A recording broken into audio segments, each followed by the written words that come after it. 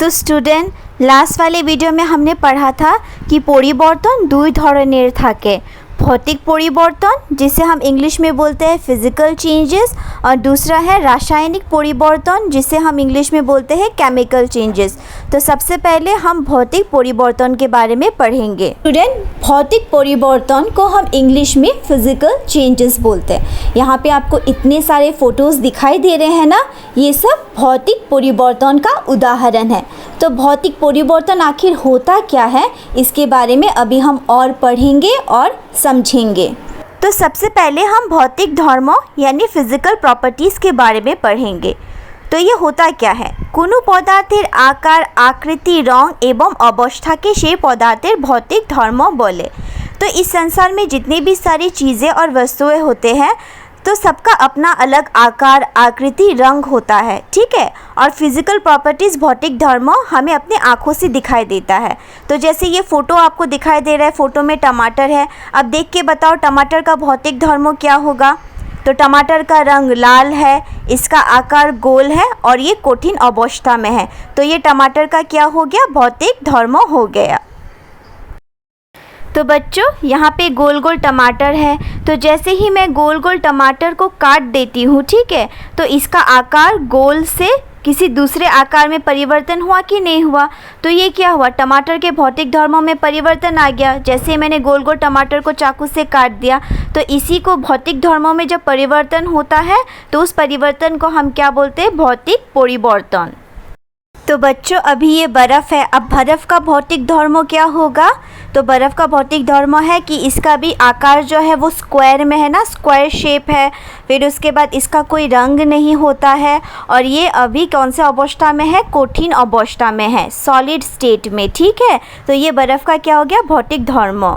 तो बच्चों हम जैसे ही बर्फ़ को फ्रिज से निकाल कर ऐसे ही बाहर रख देते हैं तो बर्फ़ पिघल के पानी बन जाता है कि नहीं बन जाता।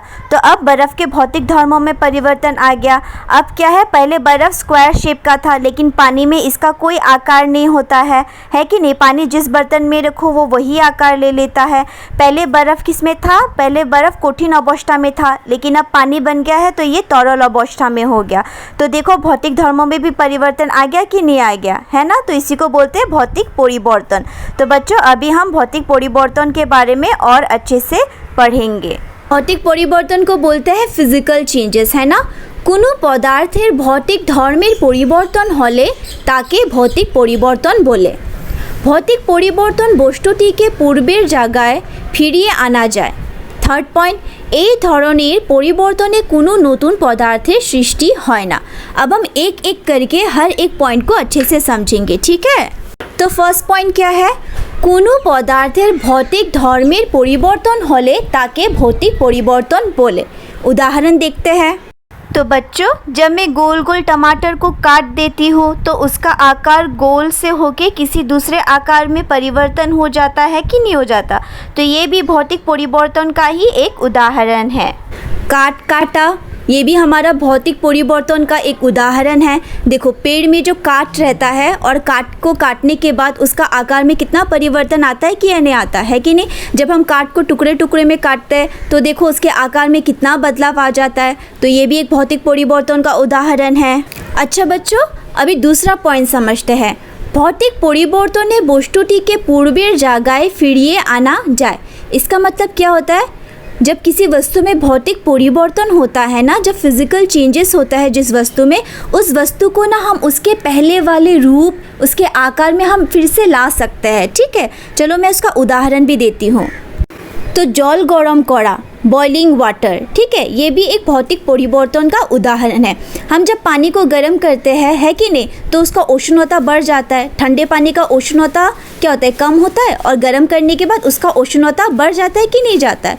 तो लेकिन हम क्या कर सकते हैं, गर्म पानी को जब हम कुछ देर रख देते हैं ठंडा करने के लिए, फिर से वो ठंडा हो जाता है कि नहीं हो जाता है। ठंडे पानी को हम गर्म करते हैं, है कि नहीं, फिर वो गर्म हो जाता है। फिर गर्म पानी को जब हम रख देते हैं ऐसे ही, तो फिर वो बाद में फिर से ठंडा हो जाता है। तो देखो वो अपने पहले वाले रूप में आया कि नहीं आया। तो ये भी एक भौतिक परिवर्तन का उदाहरण है। बर्फ़ गुलानो, ये भी भौतिक परिवर्तन का एक उदाहरण है। जब मैं पानी को बहुत ज़्यादा ठंडा करती हूँ ना तो वो पानी बर्फ़ बन जाता है, ठीक है। तो ये देखो, ये पानी के भौतिक धर्मों में परिवर्तन आया कि नहीं आया, है कि नहीं। लेकिन जैसे ही मैं बर्फ़ को फिर से गर्म करती हूँ वो फिर से पानी बन जाता है। तो इसमें क्या समझ में आया, भौतिक परिवर्तन में यही बोला था ना कि जिस चीज़ में भौतिक परिवर्तन आता है वो चीज़ फिर से अपने पहले जैसे रूप में आकार में आ सकता है वापस। पानी से को ठंडा किया तो वो बर्फ़ बन गया, लेकिन हमने बर्फ़ से फिर से पानी को फिर से बनाया, ठीक है। तो ये क्या हुआ, भौतिक परिवर्तन का एक उदाहरण। तो बच्चों सेकंड पॉइंट में क्या था, भौतिक परिवर्तन বস্তুটিকে পূর্বের জায়গায় ফিরিয়ে আনা যায়, ठीक है। भौतिक परिवर्तन क्या कहते हैं, वस्तु के पुराने रूप में वो फिर से ला सकता है, ठीक है, भौतिक परिवर्तन से। लेकिन ऐसा हमेशा नहीं होता है, ठीक है, सिर्फ कुछ कुछ वस्तुओं में ये होता है, हर चीज़ में नहीं होता है। जैसे मान लो पेंसिल, एक बार अगर पेंसिल को हमने तोड़ दिया या फिर पेंसिल छोटा हो गया तो हम उसे पुराने वाले रूप में नहीं ला सकते हैं, ठीक है, उसे फिर से लंबा पेंसिल नहीं बना सकते, नया जैसा नहीं बना सकते। तो लेकिन ये जो पेंसिल जो है ना, पेंसिल का छोटा होना या तोड़ देना, ये भी भौतिक परिवर्तन का उदाहरण है। लेकिन इसमें क्या होता है, हम उसको पहले जैसा नहीं बना सकते हैं, ठीक है। तो बच्चों अभी हम थर्ड पॉइंट पढ़ेंगे जो कि सबसे ज़्यादा इम्पॉर्टेंट है।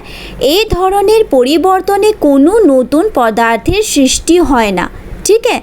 जब भी किसी वस्तु में भौतिक परिवर्तन होता है ना तो उस वस्तु से ना कोई नया चीज़ उत्पन्न नहीं होता है, ठीक है।